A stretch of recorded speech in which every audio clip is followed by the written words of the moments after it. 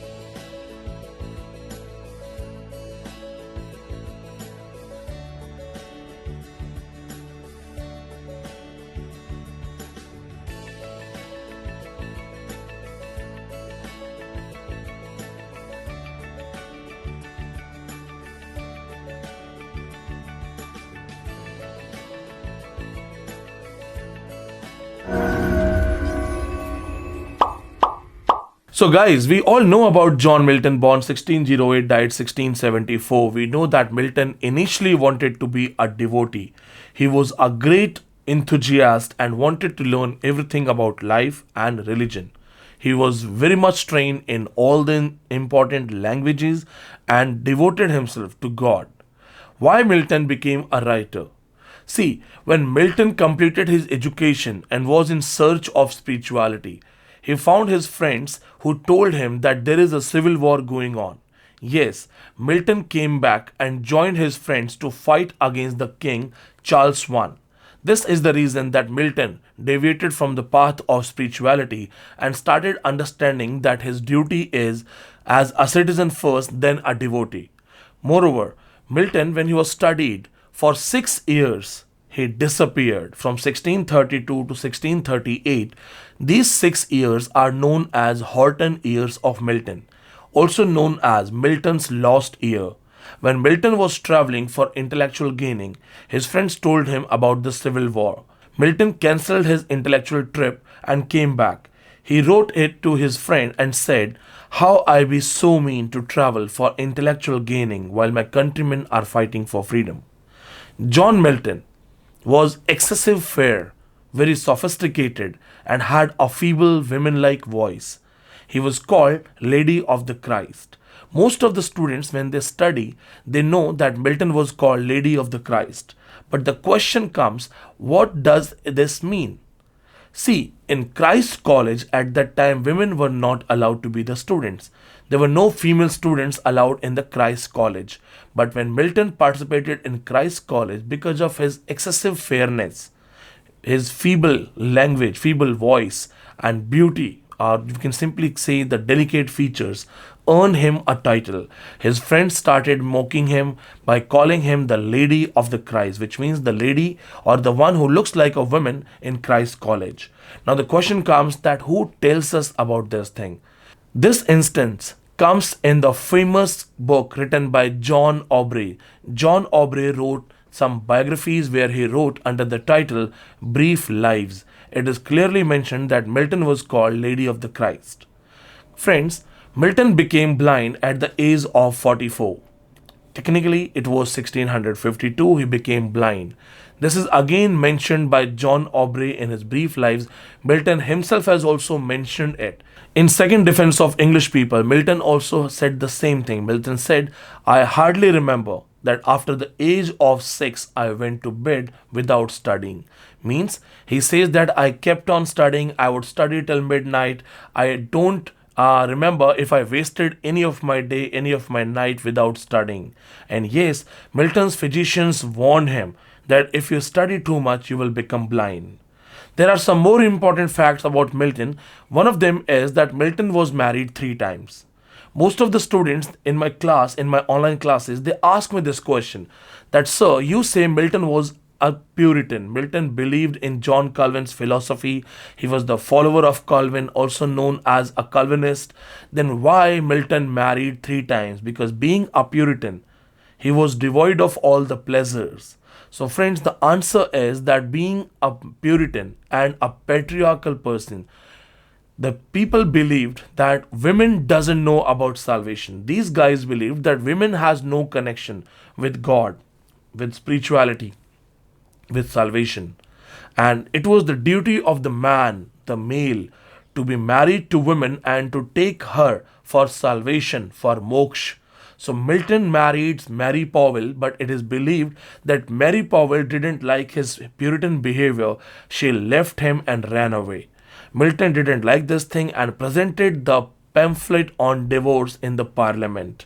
Though it was criticized, but when he spoke in the favor of this pamphlet on divorce, the parliament issued an order that any woman who leaves her husband without the permission of husband will be counted as an adulterous woman.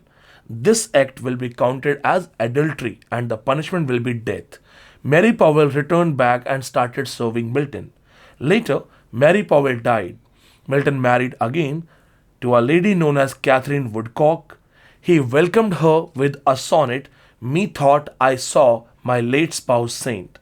After some years, Catherine Woodcock also passed away and Milton married once again. Elizabeth Menschel was the third wife. She has been beautifully portrayed in Milton's famous work Samson Agonist, where the character of Delia is based on her. Along with these things, also remember this thing that Milton has narrated Paradise Lost, while the Paradise Lost has been penned down by his nephew Philip. There are some more facts on your screen. I suggest you to write down these things or take screenshots. These are special facts, and why I'm putting them on screen, because most of the students, they tell me that, sir, when you speak fast, we are not able to write down these things. So this is the reason I'm putting all these things on the screen so that you can take screenshots and make notes easily. The first point that you have to remember is a special fact about John Milton. In 1667, Milton's Paradise Lost was presented to the Parliament by a member of Parliament. The name of this MP was John Denham. He was also a poet and went into the House of Commons one morning with a sheet wet from the press in his hand. Remember this point, that it is also praised that this Paradise Lost is a part of the poem that was ever wrote in any language in any age. The second most important point that I'm going to tell you right now is Milton's Paradise Lost in 1852 was once bound in the skin of a murderer. Yes, my friends, in the skin of a murderer. George Cudmore was the murderer who was hanged publicly, and his skin was used to bind Paradise Lost. Then, we all know about Mary Shelley. In Mary Shelley, Frankenstein, the scientist, has created a monster. Monster finds an abandoned bag and reads Paradise Lost thinking that it's a real history, and the monster starts comparing himself to Adam. The another special fact is Milton earned £5 for his first copy of Paradise Lost, and later in total he earned £28 for Paradise Lost. This was found very interesting by Karl Marx because he studied the Marxist conditions of that time. Karl Marx also said that Milton, who wrote Paradise Lost, was an unproductive worker. The another most important point we have is Milton did not like rhymings. Yes, we all know that Paradise Lost has been written in blank verse, but do you know that Milton didn't like rhyming? Milton didn't like rhyming and he simply said that rhyme is nothing but the invention of barbarous age. Now, there are some words on your screen. These words have been coined by Milton in his book Paradise Lost. The famous words are satanic, terrific, stunning, enjoyable, sensuous, fragrance, pandemonium, unaccountable, irresponsible, unprincipled, unoriginal, self delusion. So, guys, as you have seen these things on your screen, I have told you that there are some points, some facts which are not easily, taken in a positive way. Like why Paradise Lost, a book that deals with religion, was bound in the skin of a murderer, a man known as George Cudmore. He killed his own beloved and then was hanged publicly. His skin was used to bind this book. Imagine this thing. Second thing, Milton in total found 28 pounds for Paradise Lost, and this was studied by Karl Marx because Marx had a habit of understanding everything from Marx's point of view. He would always compare the things on the financial grounds or the grounds where the have ones and the have not ones had a dealing. Along with these things, as I told you that Milton didn't like rhyming. It was simple because the other poets who were the cavaliers following the king or trying to please the king, they were using the rhyme schemes. And rhyming was taken in a bad way. Milton did not like to praise the king. Milton was in not support of the king. And this was the reason that Milton knowingly did not use any rhyming for Paradise Lost. Paradise Lost is completely written in blank words. Along with these things, there are some more facts for Paradise Lost, and then we switch to the main topic. The other fact is when Milton was of 23, he wrote a sonnet known as On Arriving at the Age of 23. This is the first example where Milton tells us that he had a great plan to write something big. In this sonnet, Milton tells us that I am working on certain things and I will definitely write something big. Yes, Milton in his college days was working on 100 themes. 60 themes were taken from Bible, 33 from English literature, 5 themes from Scottish history, and 2 themes for Oriental romances.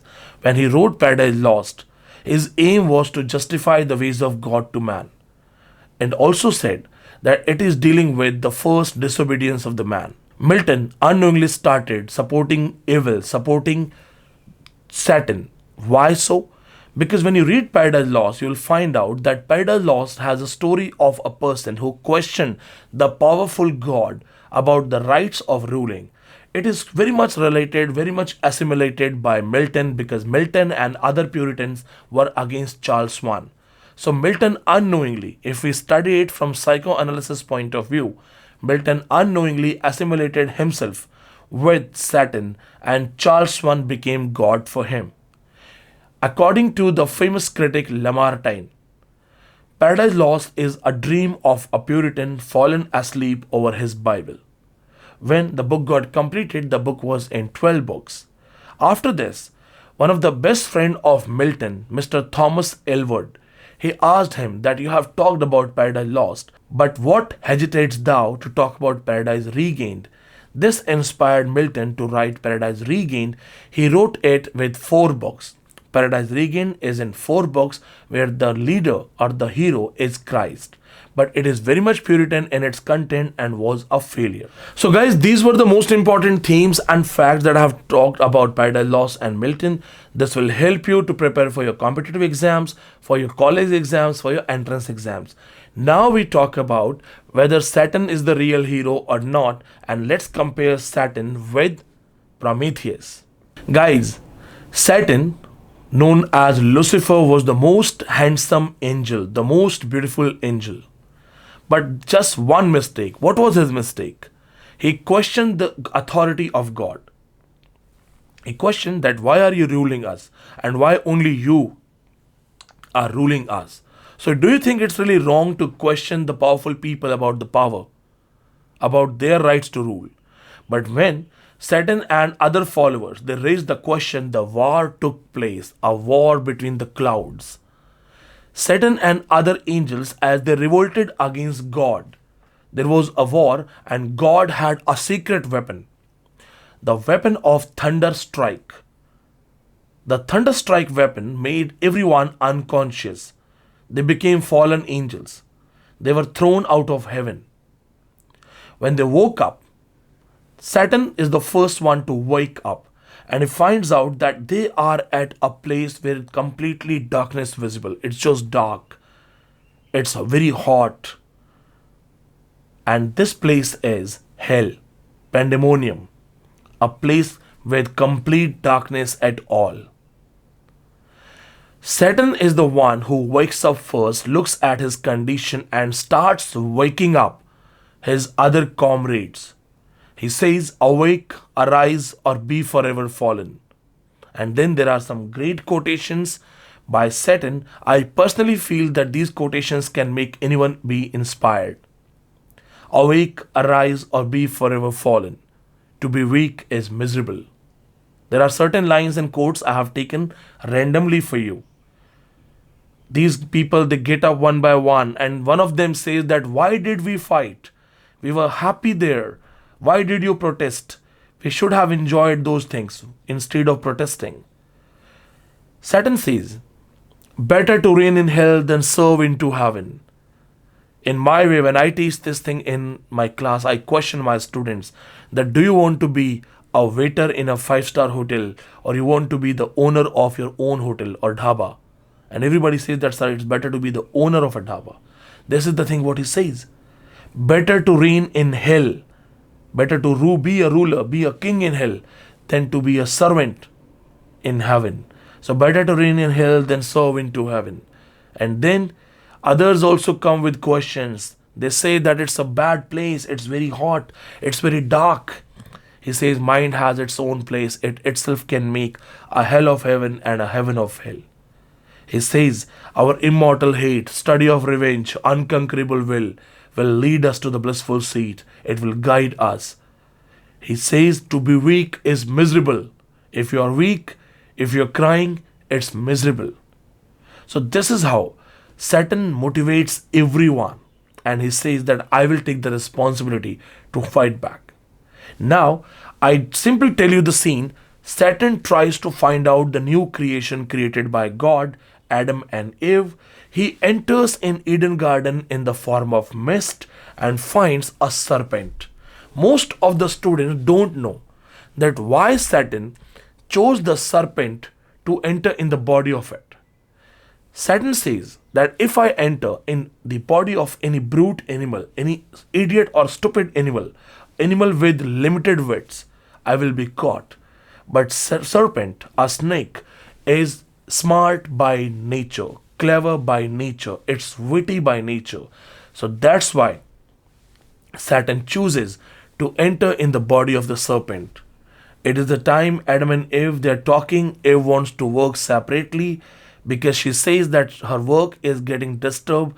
They are exchanging looks, they are smiling at each other, and she says that looking at Adam, or Adam looks at her, she gets confused, she gets diverted, and she wants to give her perfection. In short, she says that I want to work all alone.